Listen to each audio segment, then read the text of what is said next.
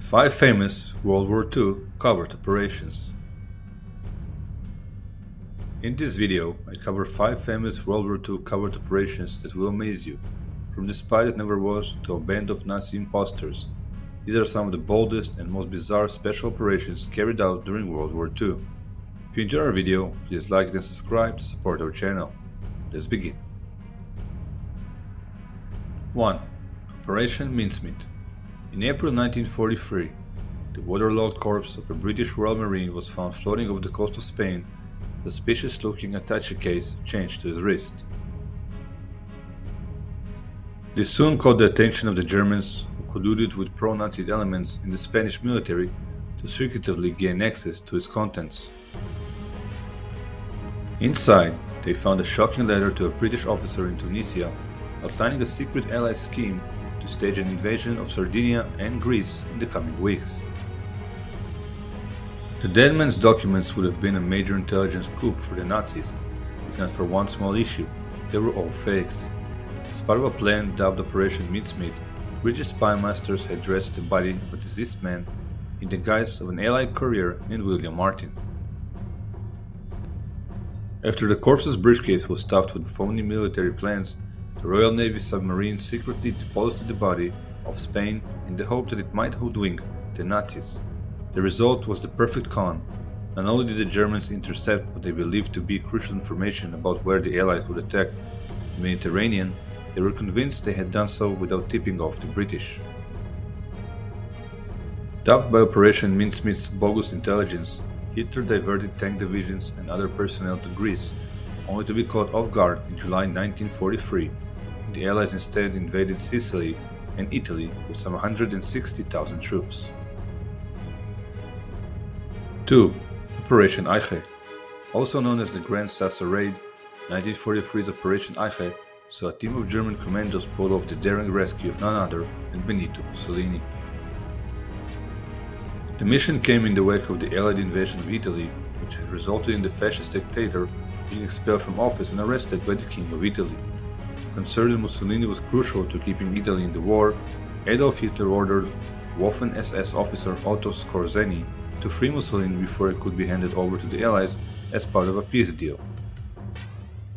After several false starts and dead ends, Skorzeny and his team tracked Mussolini to the Hotel Campo Imperatore, a ski resort located on a remote mountaintop in the Apennine range. With no easy way to reach the resort from the ground, Skorzeny planned a risky aerial attack. On September 12, 1943, he and a team of commandos made a silent descent from the mountain in 12 gliders and stormed the hotel, easily overwhelming the confused Italian guards. After destroying the post's radio equipment, the commandos located Mussolini. Desperate to make his getaway before reinforcements could arrive, Skorzeny convinced one of his support aircraft to make a landing on the rugged mountaintop and then personally escorted Mussolini to safety in Austria. 3. Operation Gunnerside. Operation Gunnerside began in February 1943 when a small team of British-trained Norwegian exiles parachuted onto a frozen plateau near the Norsk Hydro Vemork plant in Norway.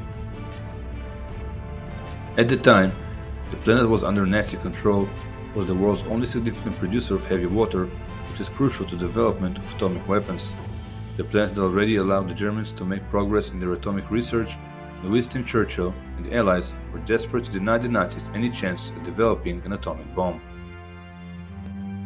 The night of February 27, the Norwegian commandos skied to the site, descended a gorge, forded an icy stream, and made a climb to the outskirts of Vemork. After bypassing German sentries and minefields, the men entered the plant through a cable duct and planted explosive charges on the heavy water chambers. As the crew made their getaway, the bombs detonated and successfully destroyed the facility. Operation Gunnerside only crippled German heavy water production for some 6 months, but it wasn't the last Norwegian act of sabotage against German atomic research. In February 1944, resistance agents used explosives to sink a boat as they tried to ferry a large supply of heavy water to Germany. 4. Operation Grief. During the early stage of December 1944's Battle of the Bulge, Adolf Hitler dispatched commando leader Otto Skorzeny to rescue Benito Mussolini on a secret mission to wreak havoc on Allied communications and morale. As part of the operation, Skorzeny disguised a small group of English-speaking Germans in captured American uniforms, provided them with forged US Army documents, and sent them to an undercover mission behind enemy lines. In a matter of days, the shamed soldiers had successfully directed tank and convoy traffic down the wrong roads, destroyed ammunition dumps, switched road signs, and destroyed telephone lines, all under the alias noses. While Skorzeny's commandos failed to achieve any significant military objectives, their actions were successful in causing confusion and panic within the American ranks. As word of the phony troops spread, American soldiers set up checkpoints along major roads and began quizzing their fellow soldiers on baseball and pop culture in the hope of outing the imposters. These security stops only caused more chaos, with many Allied troops briefly arrested or detained, and operations briefly stopped. When a few of the Germans were captured, they kept up the ruse by claiming a commando team was en route to Paris to murder General Dwight D. Eisenhower. As a result, the Allied commander was briefly kept under house arrest to protect him from would-be assassins. Skorzeny's remaining commandos finally withdrew from behind enemy lines in late December after the Nazi offensive stalled. The Allies would continue their frantic search for German imposters for several more months. 3 Germans, Bernays, Billing, and Schmidt, were caught and given a military trial on 21 of December. They were sentenced to death and executed by a firing squad on 23rd of December. 3 more Germans were also tried on 23rd of December and shot at on 26th of December. 7 more men were tried on 26th of December and executed on 30th of December, and 3 others were tried on 31st of December and executed on 13th of January 1945. 5. Operation Fortitude South. Prior to D-Day, this operation took place. Spearheaded by the British, Fortitude South was a ruse designed to deceive the Germans into thinking the Allies would make landfall in France at the Pas de Calais instead of Normandy. To help sell the con, the Allies created a fake invasion force known as the 1st US Army Group and fed the Germans phony intelligence suggesting the Phantom Army would lead a charge on the Pas de Calais. Operatives used inflatable tanks, wooden airplanes, and dummy fuel depots to trick enemy pilots, believing that the 1st US Army Group was assembled in Kent, England, the most likely staging ground for an attack on the Pas de Calais.